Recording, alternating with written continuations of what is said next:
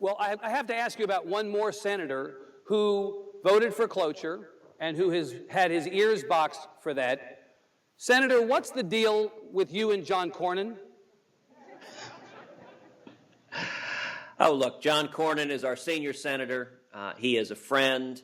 He and I have voted side by side on virtually every issue. We disagreed on this issue. I disagree with how he voted. He disagreed with how I voted. That is part of politics. But I think that Texans are perfectly capable of assessing every elected official and assessing our record. And I like and respect John Cornyn, and I'm honored to serve with him. But you've declined to endorse him in a nothing primary. It would cost you nothing to endorse your colleague, which would be typical Senate protocol, to endorse your colleague in a re-election effort that, again, is not really contested. And the upshot of your not endorsing him is that you now have a bunch of good Tea Party folks in Texas who may be taking their cues from you, but in any case, after the last couple days, are calling for his head. You could put a stop to this. Endorse him right now. Will you do it?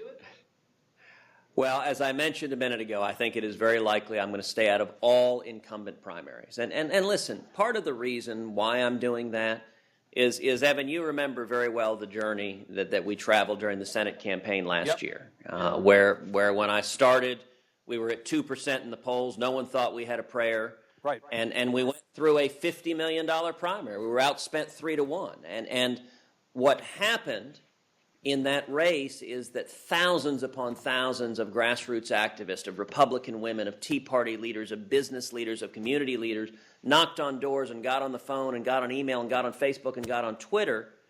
And thanks to that incredible grassroots army, we went from 2% in the polls to not just winning, but winning the primary by 14 points, winning the general by 16 points. Now, you mentioned a minute ago the typical thing in Washington to do would be to endorse every Republican. Right. And frankly, I feel I owe a commitment to the men and women all across Texas of the grassroots. I think every incumbent owes it to the grassroots activists of their state to make the case why he or she should be reelected. I think that's true nationally. Yeah. And if I went to Washington and became just another Washington politician who immediately endorses every incumbent, I think I'd be breaking faith with the men and women who worked very hard to elect me. Right, but you understand, Senator, that the practical effect of declining to endorse Senator Cornyn is that it's read by a lot of people that you're opposing Senator Cornyn. Well, I mean, that's not remotely the case. And indeed, I have consistently gone out of my way to praise Senator Cornyn. It is a privilege to serve with him, and he is a friend. But I think every elected official owes it to the grassroots activists, owes it to the citizens, their constituents, to make the case in every election as to why they should continue serving. And that's true. That's true in every election across the country, and that's why, as I said, I'm likely going to stay out of all of the incumbent races because now I'm not anticipating supporting their challengers either.